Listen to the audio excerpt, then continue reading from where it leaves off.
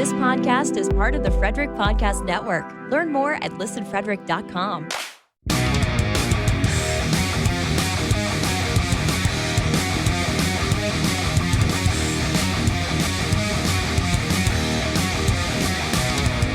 Hey everybody, it's episode 118 of Beers in the Lot. Before we get going, just want to point you to our website, beersinthelot.com. Everything you could ever want to know or find out about the show is there.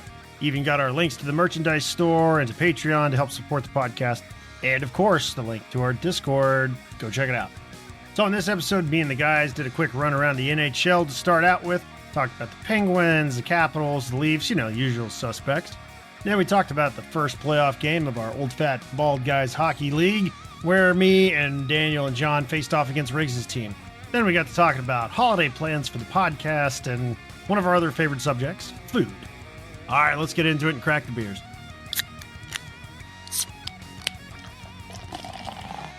What are you drinking over there, Eric?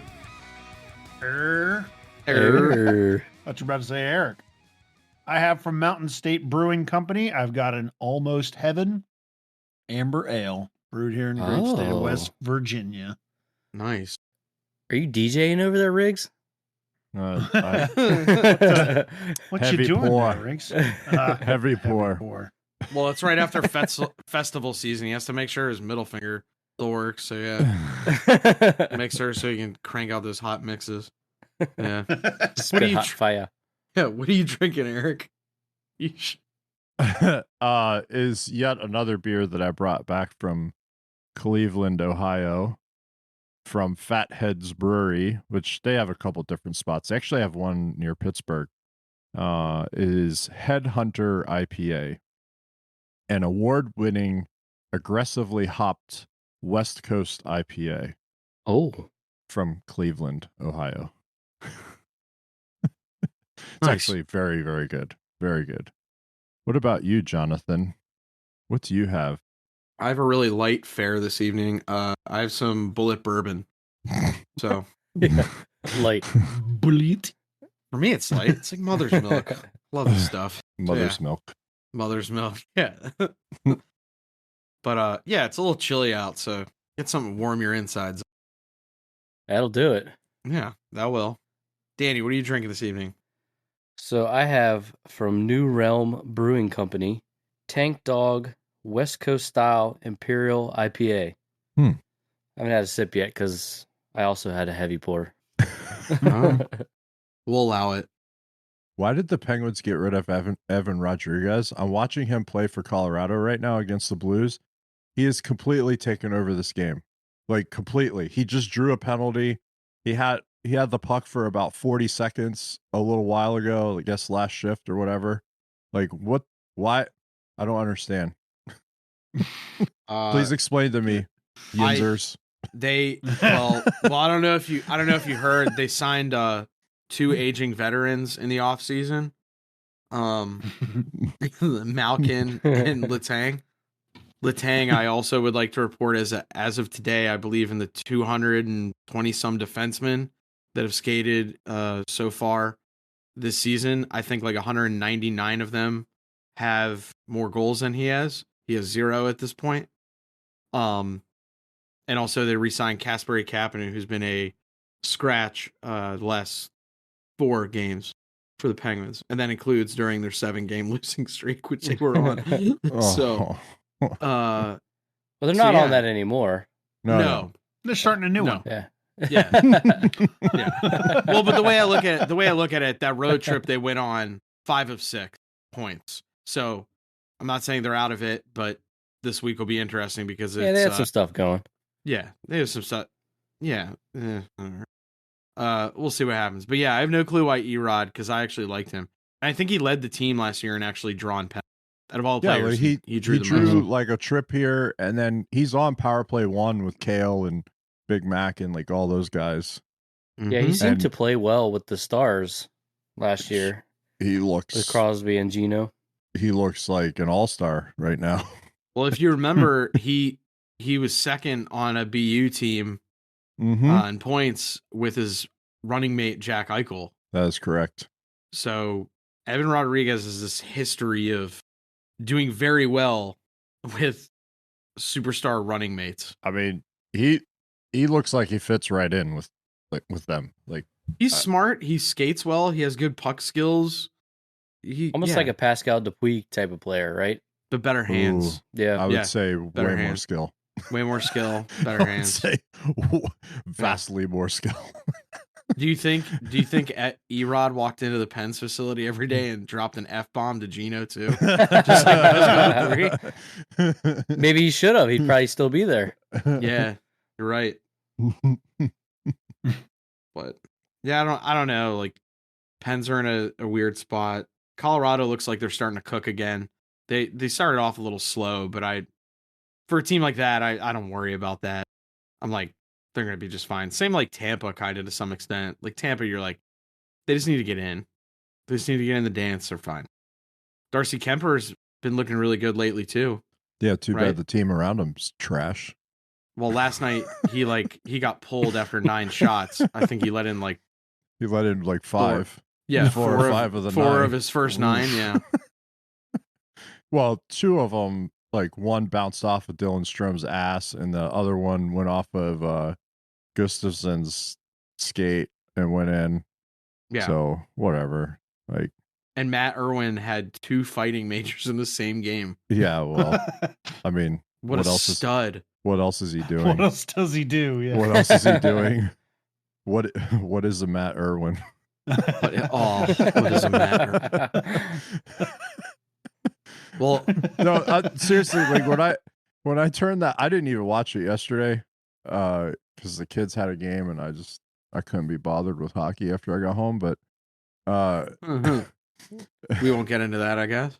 Yeah. Well, no, actually, like they played really well. It was actually I can talk about that. Like a bunch of the kids are sick and a couple of them are hurt, and so we were short and played a very good team that came in they came in 9-0. They hadn't lost yet. We didn't beat them, but we also didn't lose. We tied them. Like, so it was cool. Kids really like gutted it out. But after all that, I was just like, I don't want to watch hockey, and I almost like kind of didn't want to go to OFBG, but I just kind of wanted to sit in the basement and like watch movies that were on TV and suffer through the commercials. I didn't care at that point. But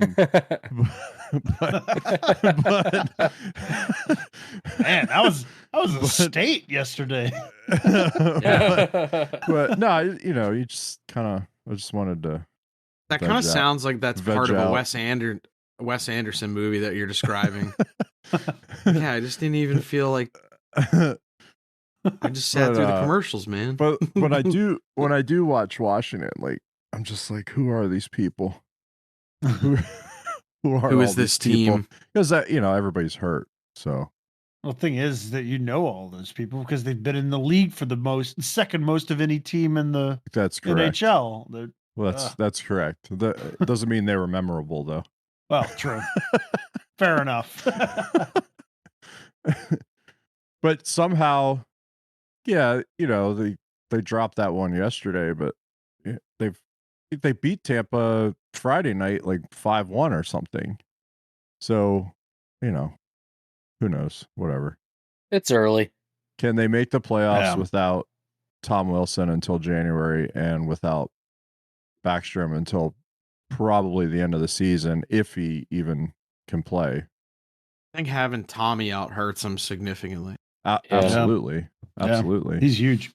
Well, it's not just that. He's a very competent player. Like, say whatever you want about the other stuff. He's competent. He does stuff in the offensive zone for him, bigger body and drives play. And I think that hurts when he's not there. Well, who's playing on his spot on the top line as of this morning? Your boy, Sonny Milano. Oh, no. From the AHL to the first line. Hey, I just want to. Yeah, look at him now on a league minimum. Yeah. No, actually, that's below league minimum. I would just like to state, like, I'll get out in front of it early. Let's see how many points he puts up and how many more games he gets into. It's early still. We'll see. All right. I'm not eating anything yet. No freaking way on him. I'll say this though. As we talked about when they picked him up, he ended up on the Strome line, and he's played very well with Dylan Strome, as we said, Illuminati confirmed. And and now they're moving him up with Kuznetsov and Ovechkin. I'm not sure that's a good move.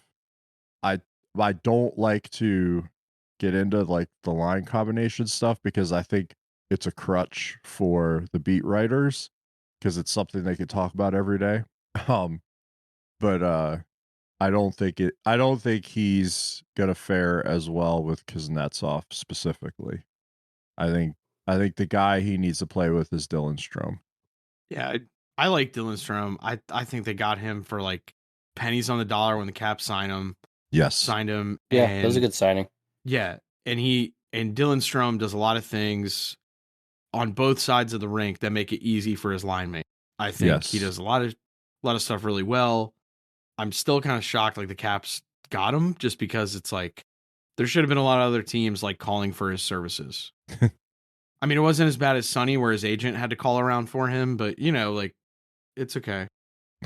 But yeah, we'll see what happens. Yeah. I don't know. I mean, if Pierre Laviolette's out of a job soon, like maybe they can call Bruce Boudreau because he's going to be out of a job soon too. So I'm telling you, the only reason they didn't fire him this weekend was because all the Canucks went in to the hall. It's the only reason. I think he would have been gone. Jim Rutherford has already been out like 3 or 4 times and openly bagged his coach. Yeah, it's awkward. It's strange. Yeah, I don't know what that's all about. Like, because GMs don't do that, right? Usually the death knell is when the GM comes out and says, we have full confidence in our coaching staff, right? They'll say something like that, right? Yeah. And then 2 weeks later, they're shit canned. Right? Yeah. Like, well, and normally the GM has to say that because that's like a fan base or media is kind of calling for change. And the coach, as we all know, in all professional sports, it's the easiest thing to change in a quick manner. So normally when they do that, it's the team's in a losing streak. You know they need change. So it's like, no, our coach is totally safe in this regard. And then it usually, like you said, it's a week or two of the same old story where they're not playing well. And so they have to make a move. The only difference in this situation is the Canucks have been doing the same thing all season. Outside of Bo Horvat and Pettersson, like having really good seasons, Quinn Hughes and Brock Besser, they're doing fine. They both have been in and out of the lineup with injuries. They're playing fine. Demko's been okay, but that team consistently blows leads and is not using the old Mike Babcock thing, starting on time. And it's weird. Like Bruce Boudreau had them clicking last year to some extent, and now this year it's like it looks like a total tire fire on. Like it's not. There's something under the surface there that's not working, and it was weird because if you even remember, like they didn't extend Boudreau after the season, and so maybe Jim Rutherford and Alvin wanted to go a different way, but just couldn't make that happen, or maybe they just were they were in a tough situation because they're still paying Travis Green this year.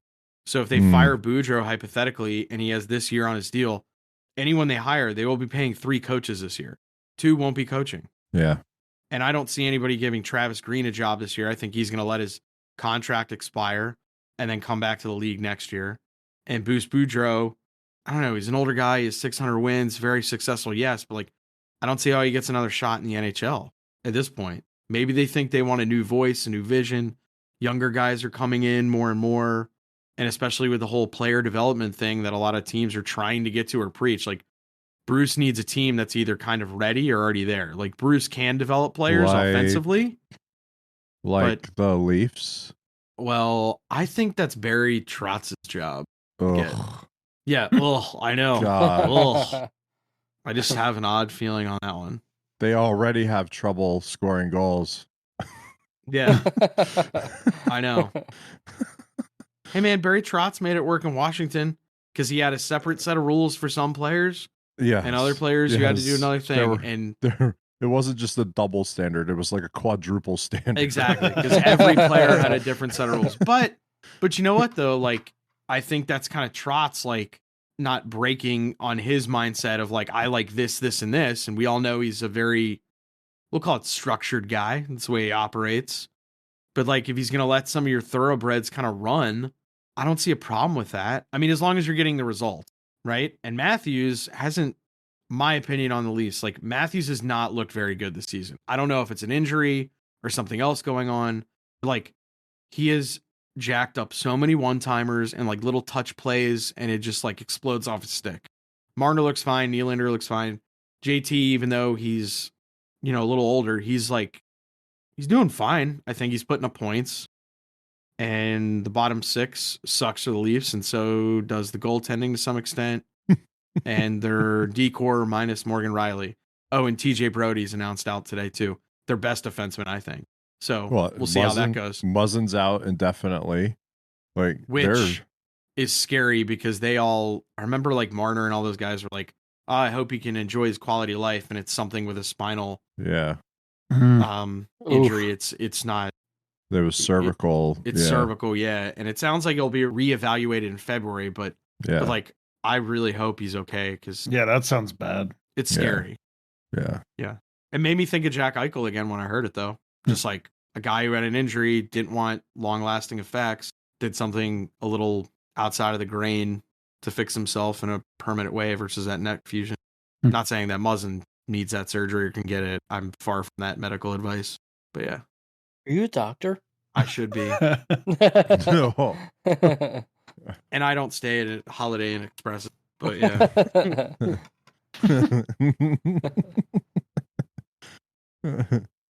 Yeah, good little playoff tilt last night. Was it? That was a good game.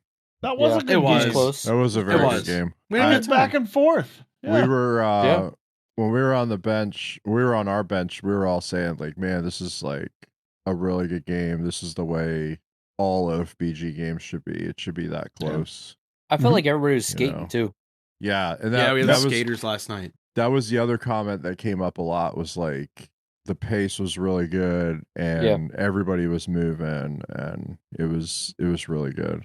And both goalies made some really good saves, honestly. And some they made some, good blunders as well. But, yes. But there were some excellent saves on both sides. There definitely was. A couple of guys that normally score goals got robbed, like really robbed. Yeah. On both sides. Yeah. Yeah, it was good. Just a reminder for everybody, me and Daniel and John are on a team, and Riggs is on the team that, we played against each other. So it was us three versus Riggs' team. But it was a good game. Yeah, the good guys won.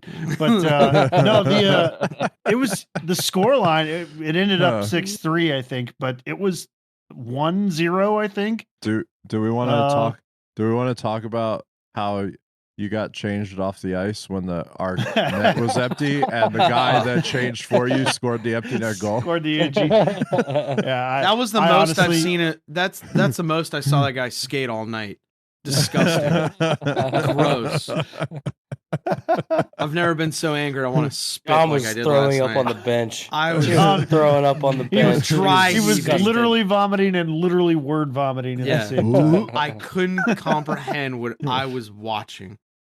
It looked like the scene from Raiders of the Lost Ark. My face was just melting off as I was watching it.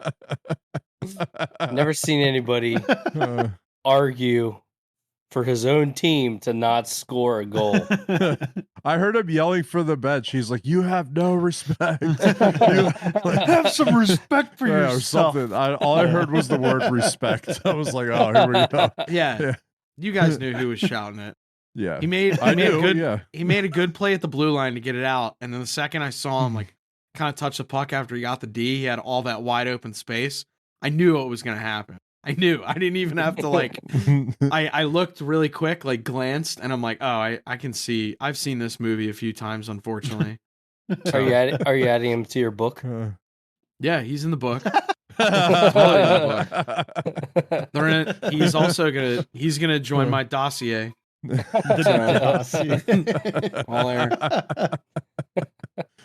Oh man. But yeah, we have one more week of organized league play. hockey, I guess. League play. Yeah, air quotes, league play. And it's holiday break. And then we eat a lot. Yeah. Oh, I can't wait for that. I know. Best holiday. Thanksgiving.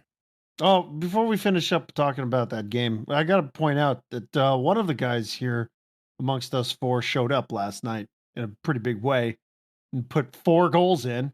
First game back after having his third child. Was in a slump, massive slump. I was sandbagging the whole season, you know. Sandbagging, and now he comes into the playoffs and puts in 4 goals. We all shined last night in various ways. Like I tell the kids, goal scorers are streaky. That's right. Goal scorers are streaky. If you're not scoring, just wait. Just wait. It'll come. Yeah. I think I had 2 assists. Yeah. But played pretty solid all game. For the first time, like no, it was a good game. Like I said, well, yeah. Dude, you did fine too. You had a few plays. chances. Yeah. You had some chances. Riggs was too. all over the ice.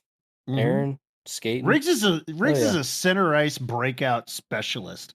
You know, the puck always seems to end up on your stick breaking out of the zone, and then you always deliver it to somebody.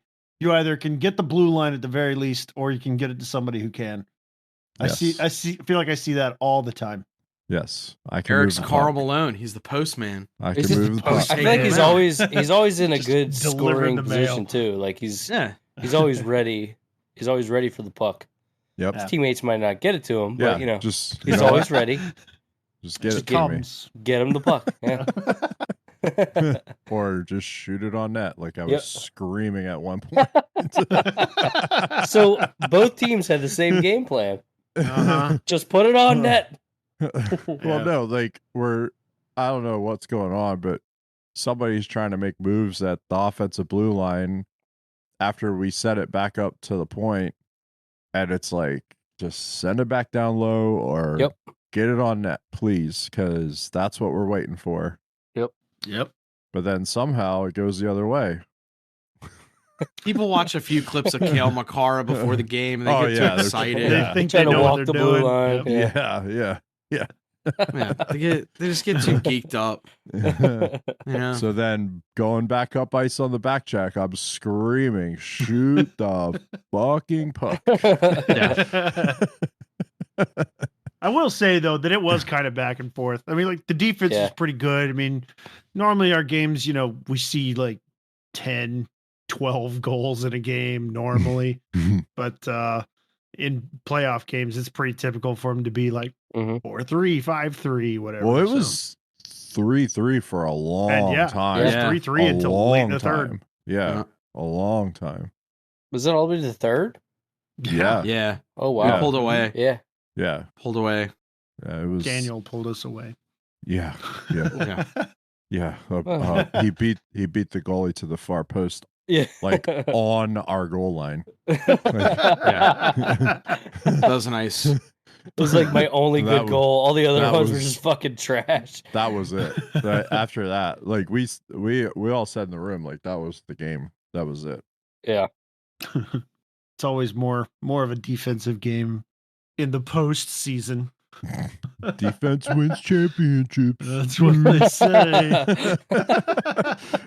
It certainly isn't goaltending in this league. Statistically, it doesn't. You have to score more goals than the other team. Just saying. At a basic level, That is true. Yeah. offense, wins games. Defense might not lose you games. Correct. But they also might lose you games, but that's accurate. Yes. Oh, so are we gonna do the Christmas party? Recording in person?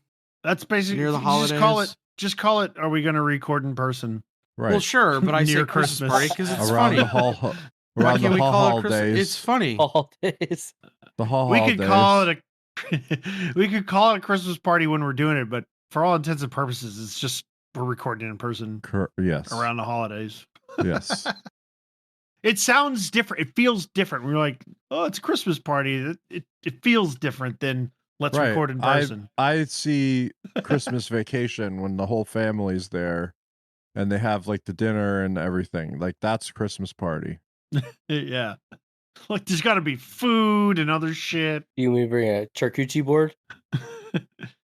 Charcuterie board? If you, Yeah. Charcuterie. if you can, yeah, if you can do that. Yeah.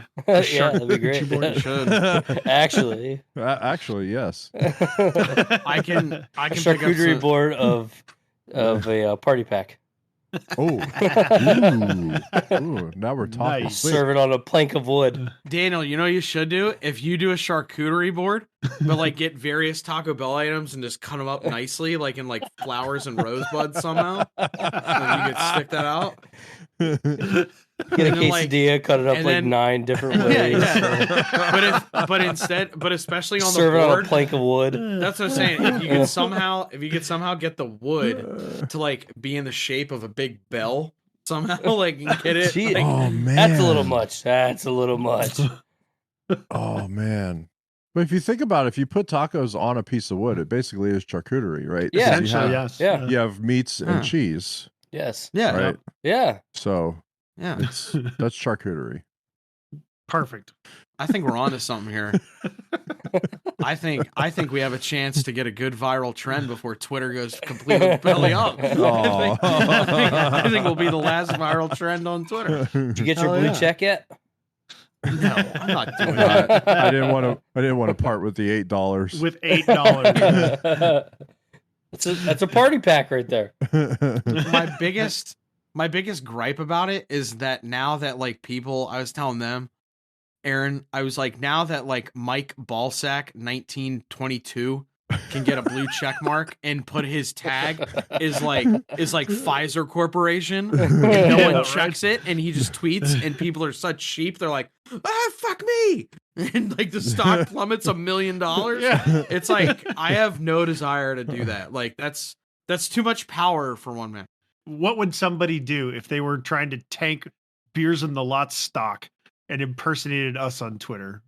Say What would we're all, somebody they just say we're all gonna stop drinking, or they or they actually repeat some of the shit we say. Like, wait, no, it's like, we're gonna do all Jaws episodes from here on out. I don't know. That's Yeah, Or I no, don't no, know about that one. We're gonna do all some shitty movie. Sharknado. All Sharknado from here. Yeah, there you Deep Blue Sea. what are you talking about? That's a great movie. Oh my god. Deep Blue Sea, a shark ate me. A fucking shark ate me. That's one of the few movies I've ever walked out of. Oh, go. I didn't Oh, see that man. in theaters. I did. What's the Steak. one? What's the one Steak. that jagoffs get left by the boat and they're just in the fucking ocean? Open sea. I don't know. Something like I know that, what you're yeah. talking about. Yeah. Part Yeah, of me's it's like, you fucking they were idiots. diving and yeah. Part of me is like, I'm glad they left you. Like, you deserved it. You overstayed your welcome, you elitist. Good for you. Get out of here. Fucking, our yacht left us, Courtney. Oh no. Like, boo-hoo. I'm pretty sure that movie is based on a true story because that happens a lot.